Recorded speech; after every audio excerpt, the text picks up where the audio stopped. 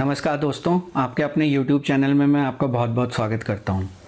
जैसा कि हमने एक पिछले वीडियो में चर्चा की थी कि जो आप मल्टीबैगर स्टॉक्स के बारे में सुनते हैं, आप उनके लालच या झांसे में मत आइए।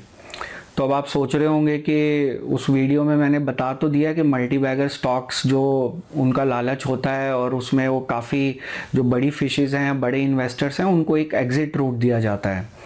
तो आप सोचेंगे कि इसका मतलब क्या है कि मल्टीबैगर स्टॉक होता ही नहीं। मैं ऐसा बिल्कुल भी नहीं कह रहा। मल्टीबैगर स्टॉक्स होते हैं, काफ़ी ऐसे स्टॉक्स होते हैं कि जो आपको 1 साल 2 साल या 3 साल में आपका इन्वेस्टमेंट जो है डबल करके दे सकते हैं। तो इस वीडियो का मैंने जो टाइटल रखा है वो तो ये रखा है कि आप 7 ऐसे कौन से स्टेप है जिनको फॉलो करके आप मल्टीबैगर स्टॉक को आइडेंटिफाई कर सकते हैं। पर ये जो स्टेप्स हैं इनसे आप अच्छे स्टॉक्स का चयन भी कर सकते हैं। ज़रूरी नहीं कि यहाँ पे मल्टीबैगर जो है कोई ऐसा वो स्टॉक ऐसा नहीं होता कि वो एक अलग सा कोई स्टॉक है या उस स्टॉक के ऊपर कुछ अलग से चांद तारे लगे हुए हैं। वो भी एक आम स्टॉक है, पर मल्टीबैगर का वर्ड यूज़ करने से यहाँ पे जो एक्सपेक्टेशन होती है वो ये होती है कि शायद वो 1 से 2 साल में आपके निवेश को डबल कर दें। तो मल्टीबैगर का सिर्फ यहाँ पे यही औचित्य है लगाने का। लेकिन आप ये जो प्रोसेस है या ये जो 7 स्टेप्स हैं, आप इनकी सहायता से किसी भी अच्छे स्टॉक का चयन कर सकते हैं। तो आगे बढ़ने से पहले मैं आपको बताना चाहूँगा कि अगर आपने मान लीजिए 10 स्टॉक शॉर्ट लिस्ट किए तो कभी भी ऐसा नहीं होगा कि 10 के 10 आपके मल्टीबैगर स्टॉक्स निकलेंगे। ये कोई भी नहीं कर सकता। मतलब बहुत अच्छे से अच्छे जो निवेशक हैं वो भी नहीं कर सकते। अगर आपने 10 में से 2 या 3 अच्छे मल्टीबैगर स्टॉक्स आइडेंटिफाई कर लिए उन 10 में से, आपकी किस्मत है वो चमक जाएगी। और उनको शॉर्टलिस्ट करने का, आप 10 तो आपने एक बार शॉर्टलिस्ट कर लिए ये समझ के कि मल्टीबैगर हैं, पर उसमें से अब 2-3 कैसे किए जाएं, उसके लिए मैंने आपको एक अपने पहले वाले वीडियो में जो स्टॉक मार्केट में मैंने पोस्ट किया था उसमें मैंने आपको एक इन्वेस्टमेंट स्ट्रेटेजी बताई थी बफेलोज वाली।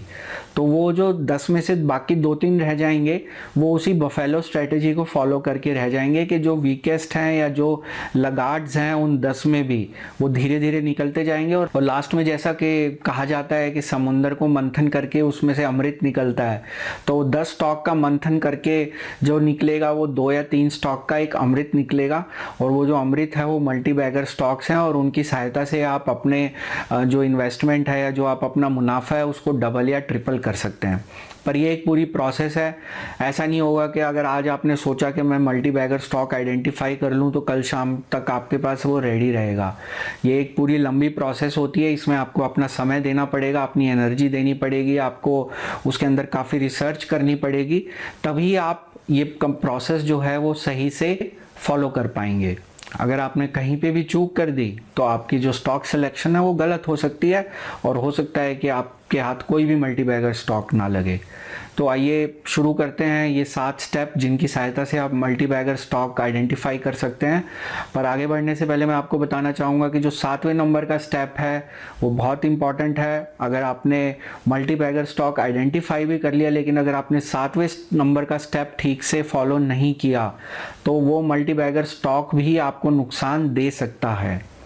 तो वो हम चर्चा करेंगे 7वें पॉइंट में। पॉइंट नंबर 1 है कि आप जो है एक बहुत अच्छे रीडर होने चाहिए। यहाँ रीडर का मतलब ये है कि आप दिन में 2 या 3 बिजनेस न्यूज़पेपर पढ़िए जो भी इंडिया में पब्लिश होते हैं, और एक इंटरनेशनल बिजनेस न्यूज़पेपर ज़रूर पढ़िए। उसके बाद आप काफ़ी वेबसाइट्स जो हैं सर्फ कर सकते हैं, जो इंटरनेशनल और इंडियन बिजनेस वेबसाइट्स हैं। आप उनको उनके अंदर देखिए कि क्या न्यूज़ आ रही है। आप सभी जो लेटेस्ट डेवलपमेंट्स हैं उनके बारे में जानिए कि क्या हो रहा है, किस सेक्टर में क्या हो रहा है। यहाँ पे गवर्नमेंट की पॉलिसीज़ जानना बहुत ज़रूरी है कि गवर्नमेंट की पॉलिसीज़ क्या हैं, क्योंकि गवर्नमेंट की पॉलिसीज़ का इम्पैक्ट हमेशा फ्यूचर में होता है। अगर आज मान लीजिए गवर्नमेंट कहती है कि हमारा फोकस डिफेंस मैन्युफैक्चरिंग के ऊपर है, तो आपको ये देखना पड़ेगा कि अगर गवर्नमेंट सीरियसली उस सेक्टर में फोकस करती है तो वहाँ पे काफ़ी बड़ा निवेश आएगा। अगर काफ़ी बड़ा निवेश आएगा तो जो कंपनीज आज की डेट में उस सेक्टर में ऑपरेट कर रही हैं उनको फ़ायदा मिलेगा।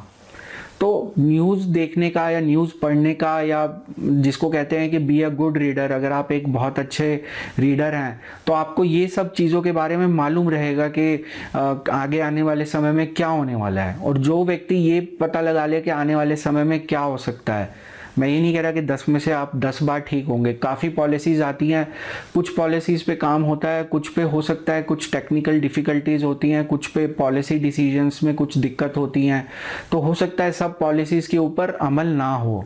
लेकिन आप अगर न्यूज़पेपर वगैरह ठीक से पढ़ेंगे, आप डेली पढ़ेंगे, न्यूज़ देखेंगे, business news, international factors check करेंगे कि इंटरनेशनली क्या हो रहा है, क्या क्या कदम लिए जा रहे हैं दूसरी कंट्रीज़ द्वारा, तो इससे आपको 2 या 3 महीने के समय में एक अच्छा खासा आइडिया हो जाएगा कि पूरी इकोनॉमिक सिचुएशन है क्या, इकोनॉमिक कंडीशंस क्या हैं, मैक्रो इकोनॉमिक इंडिकेटर्स क्या हैं, वो किन किन सेक्टर्स को फेवर कर रहे हैं या उनका क्या इम्पैक्ट हो सकता है, उनकी वजह से कौन से स्टॉक्स शायद इम्पैक्ट हो सकते हैं। अब दूसरे पॉइंट के लिए रेडी हैं। दूसरा पॉइंट ये है कि आपको अपनी नॉलेज के बेसिस पे, जो आपने शुरू के 2-3 महीने में अपनी नॉलेज गेन की है, जो भी आपने न्यूज़पेपर्स पढ़े हैं, टीवी में शोज़ देखे हैं, बिजनेस शोज़ देखे हैं, इंटरनेशनल न्यूज़पेपर्स पढ़े हैं, इंटरनेशनल वेबसाइट्स सर्च की हैं, इंडियन बिजनेस वेबसाइट सर्च की हैं, उसके बाद जो आपने एक पूरा नॉलेज गेन की है पिछले 2-3 महीने में, जो एक काफ़ी अच्छी नॉलेज आपको हो गई है अब पूरी इकोनॉमी के बारे में और बिजनेस सेक्टर के बारे में, उसके बेसिस पे अब आप शॉर्टलिस्ट करिए सनशाइन सेक्टर्स। ये वो सेक्टर्स हैं जो आपको अपनी नॉलेज के बेसिस पे लगता है कि आने वाले समय में काफ़ी अच्छा करेंगे।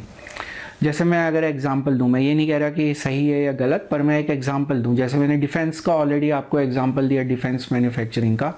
दूसरा जो एक और सेक्टर मुझे लगता है सोलर एनर्जी के ऊपर हो सकता है गवर्नमेंट का काफ़ी अच्छा खासा फोकस हो।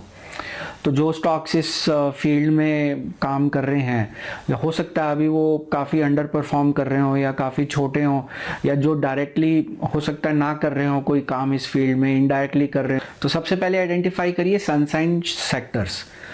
उन सेक्टर्स को आइडेंटिफाई करने के बाद जो उनसे लिंक्ड स्टॉक्स हैं, आप उनके ऊपर थोड़ा ध्यान रखना शुरू करिए कि ये स्टॉक्स क्या मूवमेंट है उनकी। अब आप इस सेक्टर्स के बारे में और अगर ज़्यादा जानकारी चाहते हैं तो कोई भी आप न्यूज़ एग्रीगेटर साइट पे चले जाइए, जैसे गूगल न्यूज़ है, ऐसी बहुत सारी न्यूज़ एग्रीगेटर साइट्स हैं। आप उन सेक्टर्स के बारे में रोज़ जाके वहाँ पे सिर्फ सर्च करिए कि कोई न्यूज़ तो नहीं है इन सेक्टर्स के बारे में। अब मैं आपको ये नहीं कह रहा कि आपको ये 1-2 दिन में ही पता लग जाएगा। मान लीजिए आज आपने एक सेक्टर आइडेंटिफाई किया सोलर एनर्जी का, और आज अनफॉर्चुनेटली आज ही उसमें कोई नेगेटिव न्यूज़ आ गई। इसका मतलब ये नहीं है कि वो आप उस सेक्टर के ऊपर नेगेटिव हो जाइए। थोड़ा बहुत ऊपर नीचे होता रहता है, कोई पॉजिटिव न्यूज़ आएगी, कभी हो सकता है एक आधी नेगेटिव न्यूज़ भी आ जाए। आपको ये जो एक्सरसाइज है ये 3 से 6 महीने करनी पड़ेगी, कि 3 से 6 महीने जो आपने सेक्टर्स शॉर्टलिस्ट किए हैं कि ये सनशाइन सेक्टर्स हैं, आने वाले समय में इन सेक्टर्स में बहुत अच्छा जो पॉजिटिव डेवलपमेंट्स होने वाली हैं, उन सेक्टर्स के बारे में आप डेली जाके जो न्यूज़ एग्रीगेटर्स हैं वहाँ पे सर्च करिए। जो स्टॉक्स आपने देखा है कि उनके बारे में थोड़ा सा जानकारी लेना शुरू करिए मैक्रो लेवल के ऊपर, और 3 से 6 महीने में आपको एक अच्छा आइडिया हो जाएगा कि जो सेक्टर्स आपने शॉर्टलिस्ट किए हैं वो सही है या गलत हैं। अब इसमें मैं आपको बताना चाहूँगा अपने एक्सपीरियंस से कि मैंने जैसे 5 सेक्टर्स को शॉर्टलिस्ट किया कि ये सनशाइन सेक्टर्स हैं, पर 3 से 6 महीने बाद मुझे ऐसा लगा कि इन 5 में से 2 जो सेक्टर्स हैं वो शायद मैंने गलत सेलेक्ट कर लिए हैं, वो सनशाइन नहीं है, तो उनको मैंने अपनी लिस्ट से ड्रॉप कर दिया। तो अब मेरे पास रह गए 3 सेक्टर। अब ये 3 सेक्टर जो है, मेरा पूरा ध्यान इन 3 सेक्टर्स के ऊपर होगा। तीसरे स्टेप में क्या होगा कि जो इन 3 सेक्टर्स हैं उनमें मैं देखूंगा कि कौन कौन से स्टॉक्स उसमें ऑपरेट कर रहे हैं। तो जैसा कि मैंने आपको दूसरे पॉइंट में बताया कि आप थोड़ी बहुत नज़र रखिए स्टॉक्स के ऊपर भी, तो मेरे पास ऑलरेडी एक मेरे को बेसिक आइडिया है कि कौन कौन से स्टॉक्स हैं, उनमें क्या मूवमेंट हो रही है। तो वो 3 से 6 महीने मैंने उसमें भी यूटिलाइज़ किए कि मैं स्टॉक्स की मूवमेंट को समझ पाया, उनकी मूवमेंट्स को जान पाया। तो उसके बाद जब अब मेरा स्टॉक सिलेक्शन का टाइम आ गया है, तो वहाँ पे मैं पर्सनल जो अप्रोच लेता हूँ वो ये लेता हूँ कि उसके अंदर मैं सिर्फ टॉप 2 या 3 प्लेयर्स को ही सेलेक्ट करता हूँ। अगर मान लीजिए सेक्टर ए है तो उस सेक्टर के अंदर मैं सिर्फ टॉप 2 या 3 स्टॉक्स को ही शॉर्टलिस्ट करूँगा। तो इस तरीके से अगर मेरे पास 3 सेक्टर्स हैं और मैंने हर सेक्टर में मान लीजिए 2 स्टॉक उठाए, तो मेरे पास अब एक 6 स्टॉक्स की लिस्ट हो गई। या मान लीजिए 3 उठा लेता हूं मैं, अगर कोई सेक्टर ऐसा है कि जहां पे काफ़ी सारे स्टॉक्स हैं चूज़ करने के लिए, तो मैं टॉप 3 उठा लूँगा। टॉप 3 यहाँ पे जो मेरा क्राइटेरिया है वो ये है कि परफॉर्मेंस के बेसिस के ऊपर टॉप 3, ना कि साइज़ के बेसिस के ऊपर। जो उस सेक्टर के अंदर टॉप 3 स्टॉक्स जो परफॉर्म कर रहे हैं उनको मैं अपने शॉर्ट लिस्ट में ले आऊँगा। तो मैंने 3 सेक्टर शॉर्ट लिस्ट किए और हर एक सेक्टर में 3 स्टॉक्स को मैंने शॉर्ट लिस्ट किया। अब मेरे पास 9 स्टॉक्स हो गए, जिनमें से मेरे को अब इन्हीं में से कोई मल्टी बैगर है, ये मैं आपको पक्का बता सकता हूँ अपने एक्सपीरियंस से। तो अब अगले स्टेप में क्या करूँगा, स्टेप नंबर 4 में, कि मैं इनके बारे में न्यूज़ में क्या आ रहा है इन स्टॉक्स के बारे में, जो कि मैं ऑलरेडी कर रहा था ये एक्सरसाइज थोड़ी थोड़ी, पर अब मैं क्या करूँगा कि अब फुल फ्लैज इन 9 स्टॉक्स के बारे में मैं सर्च करना शुरू करूँगा कि इन स्टॉक्स में क्या हो रहा है, कंपनी की क्या न्यूज़ आ रही है बाहर मार्केट में, कंपनी के प्लान्स क्या हैं, कोई नेगेटिव न्यूज़ तो नहीं है, या कंपनी के बारे में और क्या मीडिया में क्या छप रहा है। तो उसके बेसिस पे मैं एक न्यूज़ जो है वो एक बहुत रिलायबल फैक्टर होता है। अगर कोई भी नेगेटिव न्यूज़ होगी उन 9 स्टॉक्स के बारे में वो आपको दिख जाएगी। तो आप ऐसी ही काफ़ी सारी जो न्यूज़ एग्रीगेटर साइट्स हैं, 3-4 साइट्स को आप शॉर्ट लिस्ट कर लीजिए जो काफ़ी अच्छी हैं, और उनके ऊपर जाके आप हर स्टॉक के बारे में चेक करिए कि इनके बारे में क्या न्यूज़ आ रही है। उसके बेसिस पे हो सकता है 9 में से 1-2 स्टॉक्स आपके वहाँ से निकल जाएं, जिनके बारे में शायद आपको मालूम ना हो कि इनके बारे में कुछ नेगेटिव न्यूज़ है। आप वो न्यूज़ देख लीजिए, अगर आपको लगता है कि उस न्यूज़ का इम्पैक्ट हो सकता है स्टॉक की परफॉर्मेंस पे, तो आप उस स्टॉक को ड्रॉप कर दीजिए। अब उसके बाद हो सकता है आपके पास 6 स्टॉक्स रह जाएं, 6 या 7 स्टॉक्स रह जाएं अगले स्टेप पे जाने के लिए। तो स्टेप नंबर 5 में अब आपके जो शॉर्टलिस्टेड स्टॉक्स हैं उनका आप एक थॉरली अच्छे से फंडामेंटल और टेक्निकल एनालिसिस करिए। फंडामेंटल एनालिसिस हमेशा लॉन्ग टर्म के लिए होता है, पर मैं आपको यहाँ टेक्निकल एनालिसिस भी सजेस्ट करूँगा, क्योंकि आपको ये नहीं मालूम कि ये स्टॉक कितने टाइम पीरियड में जो है आपको अच्छा रिटर्न दे सकता है। तो हो सकता है कि वो स्टॉक एक अपने ऑर्बिट को तोड़ के अगले ऑर्बिट में जाने के लिए ऑलरेडी रेडी हो। तो टेक्निकल एनालिसिस से आपको मालूम हो जाएगा कि इस स्टॉक में कुछ अच्छी मूवमेंट हो सकता है, होने वाली हो कुछ समय में। तो आप दोनों तरह का एनालिसिस करिए और दोनों तरह के एनालिसिस के बाद आप कंक्लूड करिए कि अब ये 6 या 7 स्टॉक्स जो आपके पास हैं, मान लीजिए 6 स्टॉक्स हैं, तो इसमें से अब कौन से स्टॉक्स जो हैं अगले स्टेप पे जाने के लिए तैयार हैं। तो मान लीजिए आपने 6 में से 5 शॉर्ट लिस्ट की है अगले स्टेप के लिए, तो अगले स्टेप में हम क्या करेंगे कि इन 5 स्टॉक्स की पूरी क्वार्टरली और एनुअल रिपोर्ट्स को छान मारेंगे, जिसको कहते हैं कि पूरी आपने छान डाली सारी रिपोर्ट्स। आप हर रिपोर्ट को ओपन करिए, पिछले 4 क्वार्टर्स की रिपोर्ट को ओपन करिए, एनुअल रिपोर्ट चेक करिए, उसके अंदर देखिए कि कंपनी ने क्या रिजल्ट्स डिक्लेयर किए हुए हैं, और नॉर्मली कंपनी अपनी आने वाली ग्रोथ की जो स्ट्रेटजी होती है वो भी शेयर करती है। उनकी प्रेजेंटेशंस देखिए, बोर्ड की प्रेजेंटेशंस देखिए, ये सारी डिटेल्स जो हैं आपको उन स्टॉक्स की जो कंपनीज़ हैं उनकी वेबसाइट पे आपको ये सारी डिटेल्स मिल जाएंगे। तो आपको करना यह है कि इन्वेस्टर रिलेशन करके एक ऑप्शन होती है वेबसाइट पे, आपको बस वहाँ जाना है।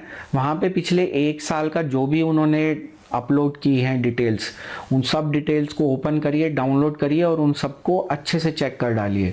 उसके अंदर आप जो है कुछ रेशोज़ होती हैं, इंपॉर्टेंट रेशोज़ होती हैं, जैसे ROCE एक रेशो होती है। तो ऐसी रेशोज़ में आपको एक आने वाले वीडियो में बताऊंगा कि आप बैलेंस शीट में या उनकी परफॉर्मेंस के लिए आप कौन कौन सी रेशोज़ चेक कर सकते हैं। पर अभी इस वीडियो के लिए मतलब जो मेरा कहने का भाव है या सार है, इस स्टॉक के जो फाइनेंशियल्स हैं वो कैसे हैं, कंपनी कैसा परफॉर्म कर रही है, कंपनी की ग्रोथ स्ट्रेटेजी क्या है, कंपनी आने वाले समय में क्या करने की कोशिश कर रही है, उसके बाद आपको एक अच्छा आइडिया हो जाएगा कि ये स्टॉक आगे मल्टी बैगर बनने के लायक है भी या नहीं। तो जब आपको यकीन हो जाए कि हाँ, जो आपने अब ये स्टॉक्स शॉर्ट लिस्ट किए उसमें हो सकता है अब 4 रह गए हों आपकी लिस्ट में, तो ये 4 स्टॉक जो हैं ये पक्का आपके मल्टी बैगर बनने लायक हैं। और इन 4 में से मुझे पूरी उम्मीद है कि जब आप ये पहले वाले सारे स्टेप्स कर लेंगे, 6 के 6 स्टेप्स जो मैंने आपको बताए, मुझे पूरी उम्मीद है, यकीन है कि इन 4 में से 2 पक्का मल्टी बैगर बनेंगे ही बनेंगे। लेकिन जैसा कि मैंने आपको शुरू में बताया कि आपको पॉइंट नंबर 7 का ध्यान रखना है, वो बहुत ज़रूरी है। आपका मल्टी बैगर स्टॉक जो है वो आपको नुकसान दे सकता है अगर आप 7वें नंबर का पॉइंट नहीं चेक करेंगे। तो 7वें नंबर का पॉइंट ये है कि आपने जब स्टॉक्स आइडेंटिफाई कर लिए तब आपको एक सही समय का अब इंतज़ार करना पड़ेगा कि उस स्टॉक में अब कब एंट्री ली जाए। तो यहाँ एंट्री लेने से मेरा तात्पर्य ये है कि आपको 3 चीज़ें देखनी पड़ेंगी। पहले कि मार्केट की दिशा क्या है, जैसा कि मैंने आपको पहले एक अपने वीडियो में बताया था कि सही समय क्या होता है मार्केट में एंटर करने का। तो मान लीजिए अगर आपने ये स्टॉक तो आइडेंटिफाई कर लिया, लेकिन मार्केट जो है वो अब करेक्शन के लिए रेडी है। अगर आपने इस समय पे निवेश किया इस स्टॉक में हो सकता है बहुत अच्छा स्टॉक हो, लेकिन मैंने आपको पहले भी कई वीडियोस में बताया कि ये बहुत मुश्किल होता है किसी भी स्टॉक के लिए मार्केट के अपोजिट डायरेक्शन में जाना, और वहाँ से मार्केट करेक्ट होना शुरू हो तो ये स्टॉक भी नीचे आना शुरू होगा और आपको लगेगा कि आपने गलत डिसीजन लिया। आपका डिसीजन जबकि सही था पर आपकी जो एंट्री पॉइंट था वो गलत था। तो इसलिए आपको पहले देखना पड़ेगा कि मार्केट किस दिशा में जाने वाली है, मार्केट की जो पी, पीबी और डिविडेंड यील्ड, ये जो रेशोज़ हैं ये किस लेवल पे ट्रेड कर रही हैं। दूसरा आपको सेक्टर का देखना पड़ेगा कि ये सेक्टर जो है किस दिशा में जा रहा है। और तीसरा आपको देखना पड़ेगा कि स्टॉक के जो फंडामेंटल्स हैं वो आपको किस तरफ इशारा कर रहे हैं कि ये स्टॉक अब ऊपर जा सकता है या अभी हो सकता है इसमें भी हो सकता है कि करेक्शन ड्यू हो या ये ऑलरेडी रन अप कर चुका हो, या कुछ भी कारण हो सकता है, या मे भी हो सकता है कि अभी ज़्यादा रन अप ना करे या ज़्यादा ऊपर ना जाए। तो कुछ भी कारण हो सकता है, मैं ये नहीं कह रहा कि एक पर्टिकुलर कारण है। तो आपको अब सही समय का इंतज़ार करना है कि स्टॉक में कब एंटर किया जाए। तो आप सही समय का इंतज़ार करिए और उस स्टॉक में निवेश करना शुरू करिए। मुझे उम्मीद है और यकीन है कि आपने जो इस एनालिसिस के बाद आपके स्टॉक्स होंगे उसमें से ज़रूर 1 या 2 स्टॉक्स जो हैं वो मल्टी बैगर ज़रूर बनेंगे। अगर आपको लगे कि नहीं या ऐसा संभव नहीं है या आपका डिसीजन गलत रहा तो आप उसके अंदर अपना स्टॉप लॉस ज़रूर लगाइए, ट्रेलिंग स्टॉप लॉस लगाइए। अगर आप मुनाफे में चल रहे हैं तो उससे आप क्या है कि अपना जो लॉस है उसको कंट्रोल कर सकते हैं, जैसा कि मैंने अपने एक पहले वाले वीडियो में बताया था कि अपने लॉस को आप कैसे कंट्रोल कर सकते हैं। बस एक चीज़ का ध्यान रखिए कि अगर एक सिंगल मल्टी बैगर आपकी किस्मत बदल सकता है, काफ़ी लोगों की बदली है, एक ही स्टॉक ने उनकी किस्मत बदल डाली। तो यहाँ पे मैं स्टॉक का नाम नहीं लेना चाहूँगा, पर एक स्टॉक जो मैंने भी आइडेंटिफाई किया था 27 रुपये के आसपास, और वो मैंने 70 रुपये के आसपास बेच दिया था और उसमें काफ़ी अच्छा मुनाफा हुआ था। तो यहाँ पे जो पॉइंट मैं आपको बताने की कोशिश कर रहा हूँ कि आप हमेशा जो मल्टी बैगर स्टॉक्स हैं उनकी सर्च हमेशा जारी रखिए। ऐसा कुछ नहीं है कि आपको सिर्फ आज मिलेगा कल मिलेगा, आप कभी भी उसको फाइंड आउट कर सकते हैं, पर आपका जो एनालिसिस है वो काफ़ी स्ट्रॉन्ग होना चाहिए। और उस एनालिसिस के अंदर आप अपना भी जो खुद का पर्सनल एनालिसिस करते हैं आप उसको भी थोड़ा रिफ़ाइन करिए। और जो मैंने इनपुट्स दिए वो मैंने आपको अपना एनालिसिस शेयर किया है। यहाँ पे मैंने ये नहीं बताया कि या ये नहीं बोल रहा कि जो मैंने स्टेप्स आपको बताए ये फुल प्रूफ स्टेप्स हैं या इनको फॉलो करने के बाद आप जो भी स्टॉक सेलेक्ट करेंगे वो बिल्कुल पक्का मल्टी बैगर बनेगा या बिल्कुल ऊपर जाएगा। मैंने आपको बिल्कुल ऐसा नहीं बोला, मैंने सिर्फ आपसे ये शेयर किया है कि मैं क्या प्रोसेस फॉलो करता हूँ या क्या स्टेप्स फॉलो करता हूँ आइडेंटिफाई करने के लिए। हर किसी का अपना एनालिसिस करने का तरीका होता है, आपका अलग है, मेरा अलग है, किसी और का अलग होगा, और हर किसी का कंक्लूजन भी अलग होता है, जैसा मैं हमेशा अपने हर वीडियो में बोल। मुझे उम्मीद है कि आपको ये वीडियो बहुत पसंद आया होगा। अगर ये वीडियो आपको अच्छा लगा तो नीचे दिए गए लाइक आइकन पर क्लिक करें।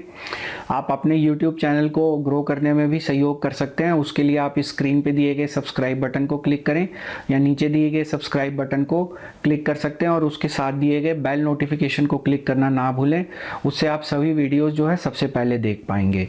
दोस्तों इस वीडियो का एक डिस्क्लेमर भी है, वो डिस्क्लेमर ये है कि इस वीडियो में मैंने आपको जो भी बातें बताई या जो भी मैंने बातें आपके साथ शेयर करी वो सब मेरे पर्सनल व्यूज़ थे। ये वीडियो मैंने सिर्फ एक एजुकेशन और इन्फॉर्मेशन पर्पज़ के लिए बनाया है और ये किसी भी तरीके से कोई इन्वेस्टमेंट एडवाइस नहीं है। अगर आप किसी भी तरह का निवेश करना चाहते हैं, उसके बारे में कोई भी निर्णय लेना चाहते हैं तो आप अपने फाइनेंशियल प्लानर या इन्वेस्टमेंट एडवाइज़र से संपर्क करें और उनकी सलाह के बाद ही कोई निवेश का निर्णय लें। अगर इस वीडियो को देख के आप कोई भी निर्णय लेते हैं तो उसके वित्तीय या गैर वित्तीय प्रभाव के लिए मैं या कोई भी व्यक्ति किसी भी तरीके से जिम्मेवार नहीं होगा। ये वीडियो देखने के लिए आपका बहुत बहुत शुक्रिया।